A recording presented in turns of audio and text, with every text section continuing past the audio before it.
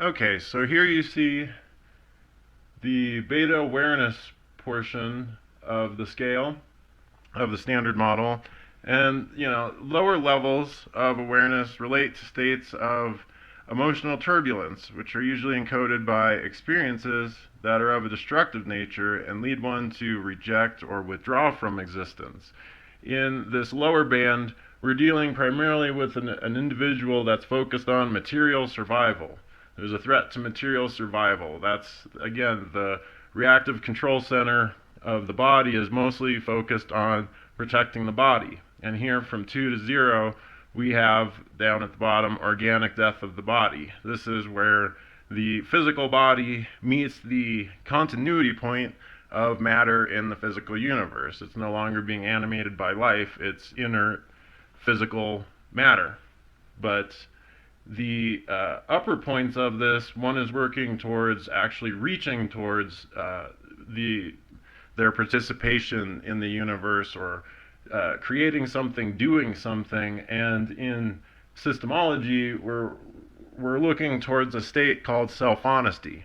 Self-honesty itself, it is correct, semantically correct.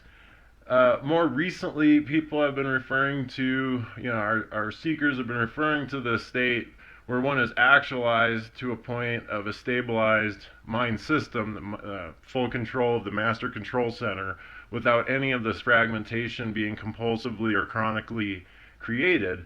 This is referred to as beta defragmented or beta defragmentation. However, we don't generally refer to someone as being beta defragmented, but beta defragmentation is the name of the pathway to ascension that takes us out of focusing exclusively on the human condition. Because between 0 and 4, there's various degrees of beta defragmentation, and they affect the clear perception of the alpha spirit that's participating with beta existence. So here we have at 4, obviously where we position the master control center, an individual operating at that level. I've only included a few of them just for the sake of space, but we've got a codification of each individual position from 0 to 4. So 0.1, 0.2, 0.3, 3.6, 3.7. Here you'll see there are harmonics involved. I just kind of put some in here, the one that most people are kind of interested in and how they relate to beta awareness. Here you see at 1.8 you see pain, okay, and here at 3.8 you see the sense of being in love. And I've had some people say, well, doesn't love mean it's at shouldn't that be the topmost or whatnot? And again, here we were talking about states of mind, and here we are talking about emotional states, or what I prefer to refer to as misemotional states. When I talk about emotional fluctuation and turbulence, a lot of times a seeker gets nervous. They think I'm trying to robotize people or eliminate emotional sensitivities or empathy or something. These are misemotional states that are highly reactive in nature. The idea of happiness is more of a concept or an idea. The idea of love is more of a concept or an idea. What we have here is a state of mind of being in love. And what we have here is a physical condition of being in pain. Because this is about how one is experiencing something. And oftentimes, too, what we found with, for example, being in love, at 3.8, being in love, what that would do, and a person doesn't have to be in love to experience 3.8. We also have it down here as enthusiastic. So 3.8, the state at 3.8 is enthusiastic, and that individual that's enthusiastic or is turbocharged by their mental state of being in love feels that extra push or that drive to be more vibrant and charismatic and successful in the world. So there are states leading up to that are obviously still very positive, still very what people would consider a successful state. So down here at 3.5 we have confident, and above that we have cheerful, energetic, and so forth, then being in love. At 3.0, and this is again a scale of awareness. So this is actually the amount of awareness that an individual at a particular point in time, or when presented with a certain set of circumstances, this is how they are inherently perceiving, the level of clarity or perception of what they're actually participating in as that experience. So here in the band of 3, we have interested. And of course, interested is a broad statement. Above and below 3, for example, at 3.1, if we were to go just, adding just a little bit more awareness to the state of being interested, we have a strong interest. And at 3.2, we have alert. At 3.3, we have eager. At 3.4, we have determined. And that then leads up to 3.5, confident. So we see there's between interest, someone being interested in something, and then someone being confident about that, there are various stages in which, and this is important. This is important not only for gauging yourself and gauging your own solo processing, your own solo piloting to work yourself through the labyrinth of this existence to ascension. This is also really useful information as an alternative to conventional psychology. A lot about predicting human behavior can be derived from the information. If you study, I'm just giving you the highlights here, but if you study your fundamentals of systemology textbook, there are a lot of preliminaries within our basics that could honestly, give you probably a better edge on predicting human behavior than taking, several psychology classes. So, again, at 3.0, interested. Now, if we were to take a little bit away from that, then we have, again, a small interest. We have a high interest above, we have a small interest below that. And below that, we have encouraged, and then full disinterest. At 2.7, we have disinterest, and at 2.6, we have doubtful. And here I included this. We have indifference at 2.5, so a little bit more than indifference is doubtful, and then a little bit less at 2.4, we actually have bored. And if a person continues, for example, if a person continues to be exposed to this particular stimulus or this particular thing, and they are already indifferent about it, if they apply any less awareness, if anything else kind of takes away their attention units for what they're applying to that circumstance, they're going to become bored. And as this declines, they eventually they dislike the subject or whatever it is altogether, neglectful, and eventually it bottoms out, this state of mind or state of thought bottoms out to fatigue or being tired, and monotony. At that level, down at 2.1, you pretty much cut out most of the activity capable of the master control center. And usually, if not pain, usually just below, the reactive control center, monotony, fatigue, being tired, this is when, analytics really does kind of switch off, and as a lot of other less pious or positive approaches to science have realized, a person does become quite suggestible. A person begins to become more reactive. They start operating on more automatic programming and sometimes aren't even aware of it. So at just below fatigue and monotony and so forth, basically applying no thought or mental interest to something, we have the reactive control center that switches on. And the issue with the emotional encoding that takes place with that is that all of it seems to be interpreted, again, identified as a threat to material survival of the body.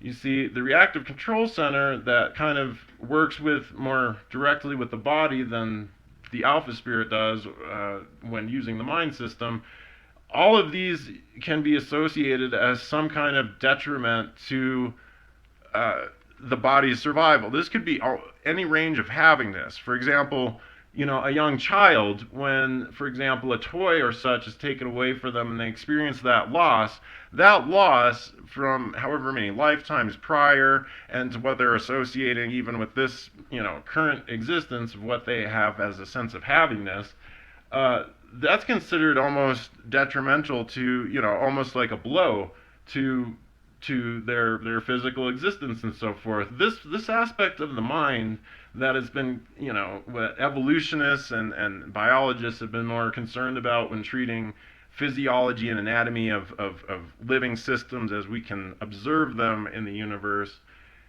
This level of survival has done little more than keep cells dividing and multiplying and continuing their existence.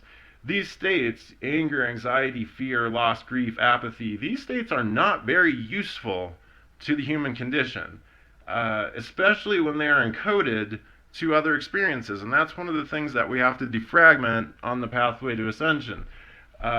Just as there's certain levels of interest or confidence a person might have associated with something, and then continue to kind of approach it the same way thereafter, never changing it, an individual can have fear or anxiety or grief encoded on just about any, well, we refer to them as terminals if they're masses or objects or places or people in the universe. But for example, the loss of a dog, or the loss of a loved one, or the loss of a house, when improperly handled, forever, the person sees a house and immediately it drops to that level. That person has a house, or, I miss my dog, and there's nothing wrong with being sentimental or having a good recall on the things that have happened to us. But what happens is that, for example, a better example might be a person that gets bit on the leg by a dog as a child. That becomes a very significantly encoded. There's pain associated with it. In some ways, at a cellular level, it's actually loss. There's anxieties, fears that have been experienced with this whole experience. That person, without dealing with it properly, without processing it, and if people could do this processing on their own, they wouldn't need systemology. We did not invent processing. We did not invent the idea of a person has an experience, and rather than let it completely overwhelm them, they go home and dope it out. We have come up with a systematic way of processing out all of man's basically shortcomings, all of the humanity's shortcomings in adopting a human condition exclusively as their identification of beingness.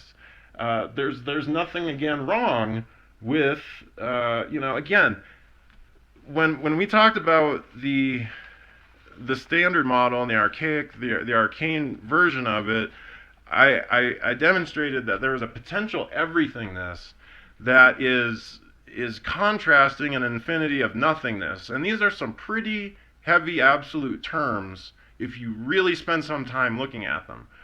But the potential everythingness is constantly working. Creation is constantly happening. Our accumulation of experience is constantly tracking behind us to basically balance out the infinity of nothingness. We are trying to at some point have a creation of everything, an experience of everything, everything that could possibly be, and of course it is never going to balance out and fully, outweigh an infinity of nothingness, but that is the direction in which things have accumulated. And so if an individual, as an alpha spirit, an actualized individual, says, I want to experience anger, there's nothing wrong with that. Now, if suddenly a red car drives by, and through no actual self-determination, a person all of a sudden becomes angry, there's a problem. There's something there. There's something that needs to be worked out.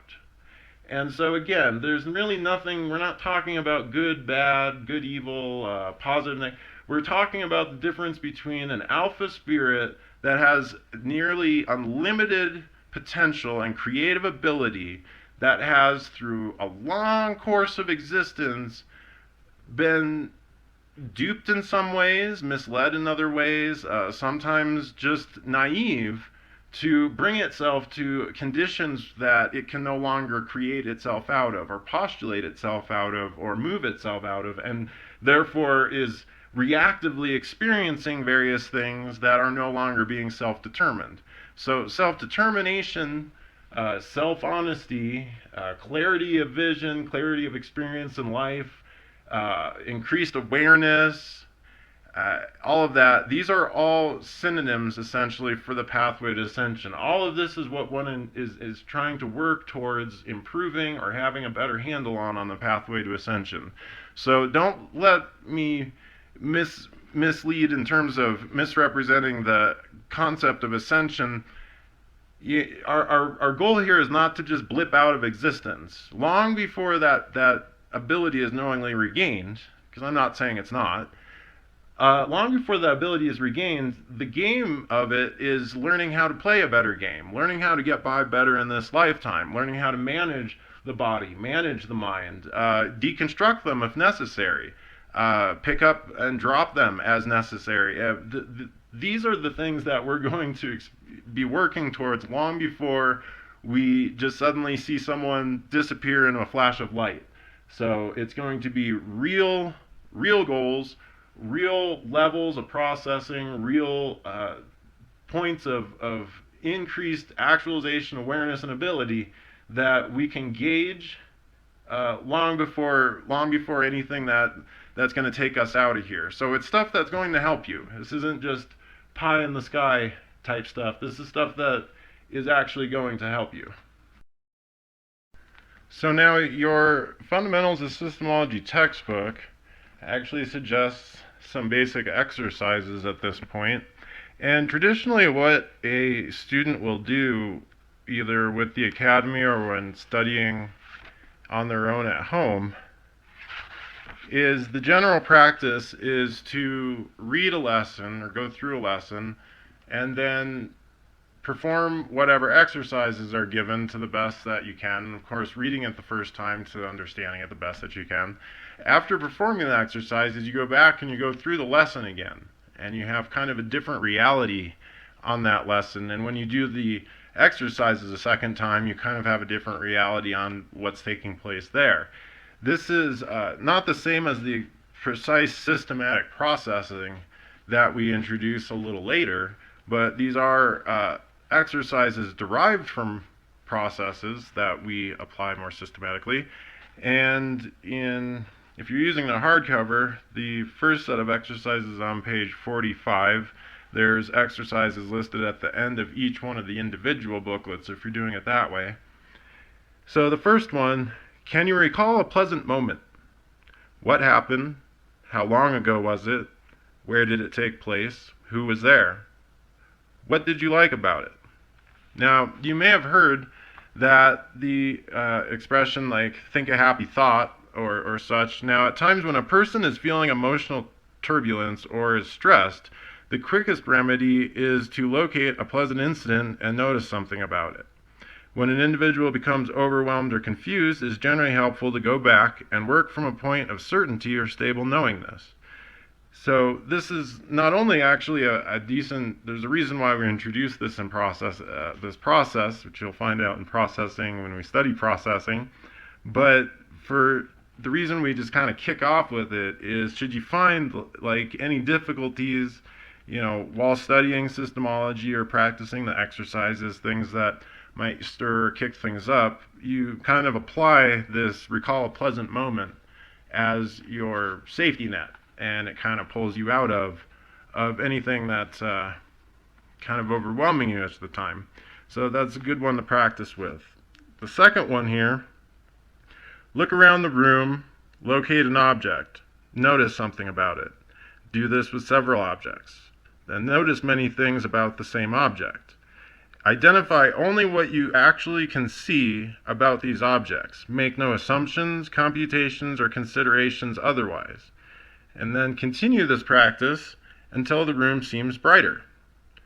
Many individuals associate the concept of awareness or being aware with the idea of someone knowing something with certainty. For example, what's going on around them. They're able to observe clearly these are actually practice skills, and this is something that we practice just in our basic exercises. Only by confronting existence, we introduced that term as it is yesterday, and only as confronting existence as it is do you have the full power of awareness to actually do something about it, to change it, to control it. Your creations, if nothing else, should always be under your control. So the third exercise, consider some individuals who are or have been influential in your life.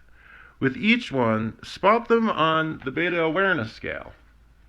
So when we mean that, we mean, for example, what their chronic condition might have been, or what you associate with them. And then, as to continue within the exercise, what did you notice or recall about the individual that resulted in this decision? And then, how are you similar to this person? How are you different? Oftentimes, we'll actually take on characteristics and personality traits of those that are closest to us, especially those we admire or might consider an ally, and for example, those that help our survival or whatnot.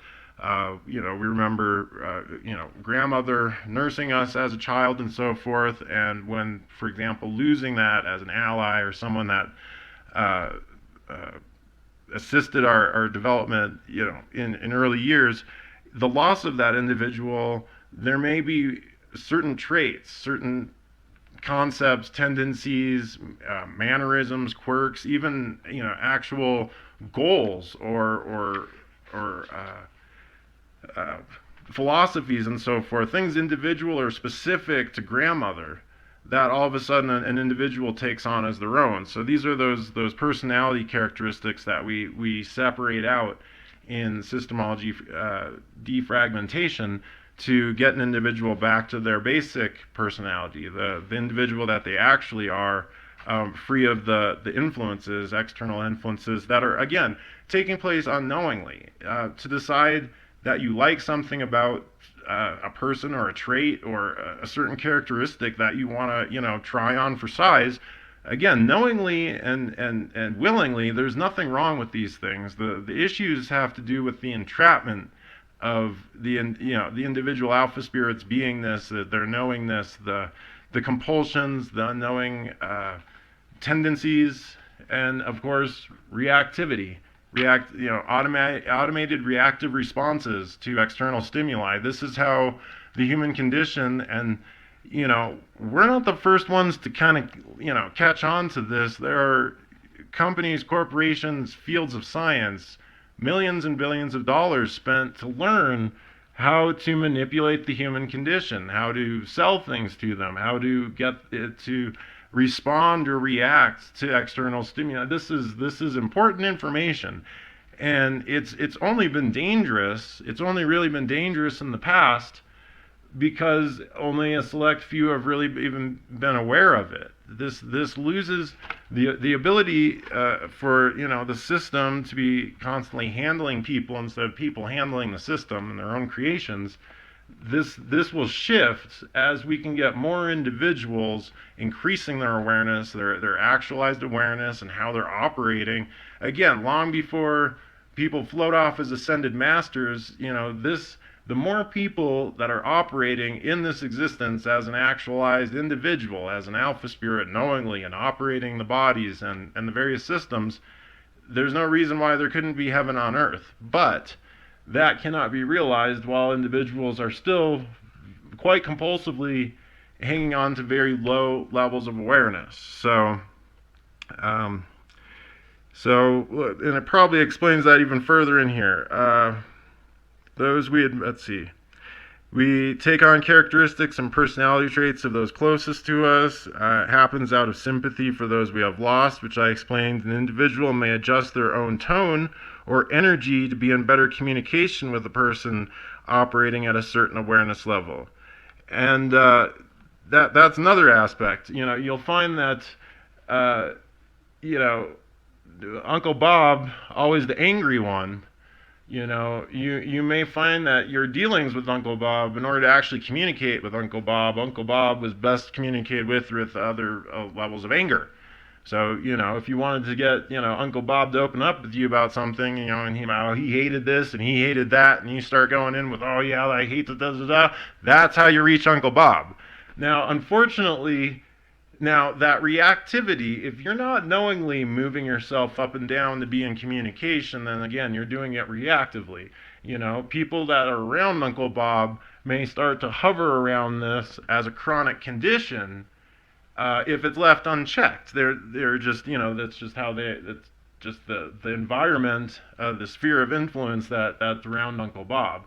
But see, again, people in sales, all kinds of business elements, people have studied variations of this kind of information in order to understand how to communicate, how to get through to people that are in one or another chronic state.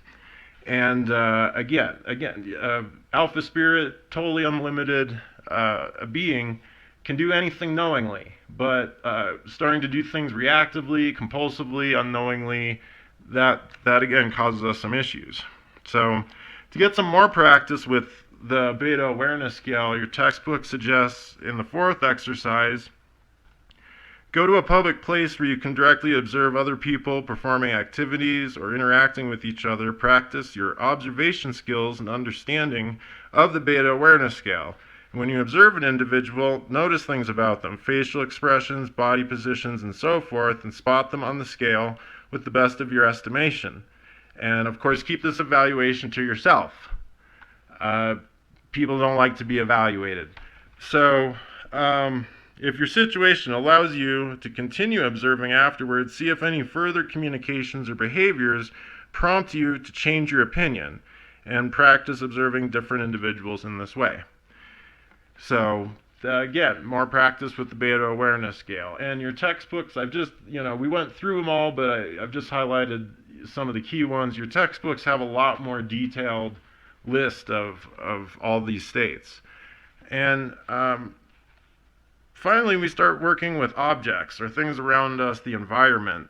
This is what we also refer to as like objective processing, because not only is it usually involving an object, we're dealing with the objective environment, not a subjective, what do you think or recall of something.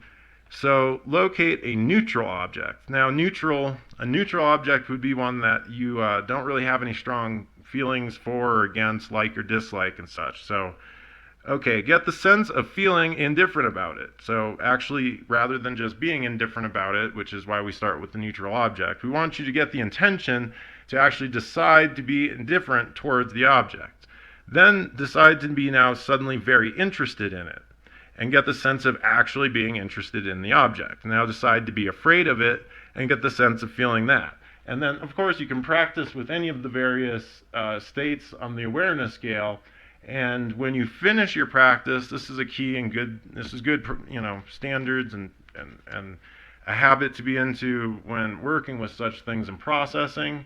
Always end on the neutral state again. You started on neutral indifference, end out the process with intending to be indifferent and neutral about it once again. We're not trying to implant anything or install anything with these practices. We're trying to do the exact opposite, but we're also showing you how the other way can be done. It's really, if you can do one, you can do the other. Unfortunately, we haven't seen as much attention spent to how to undo the masses of confusion, undo the programming, undo the quote-unquote subliminals and all this, encoding and so forth that humanity has dealt with for countless generations. We're not just talking about TVs and medias, we're talking about the systems going back thousands of years from the beginning of an organized, systematic civilization. So when you can get a handle on that, well, you can pretty much get a handle on anything in this world.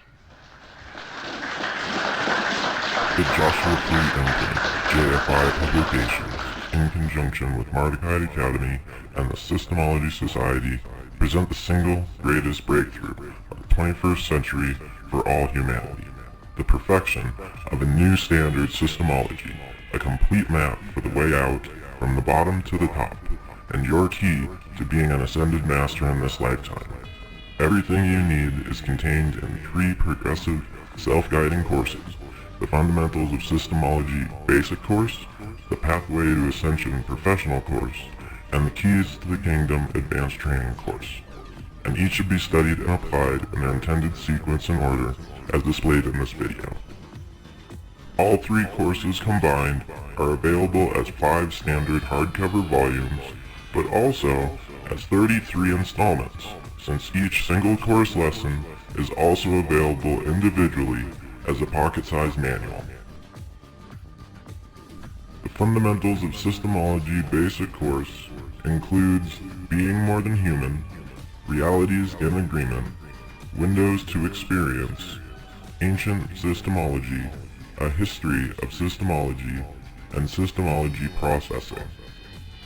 The Pathway to Ascension Professional course, including processing levels 0 through 6, includes in Volume 1, Increasing Awareness, Thought and Emotion, Clear Communication, Handling Humanity, Free Your Spirit, Escaping Spirit Traps, Eliminating Barriers, and Conquest of Illusion.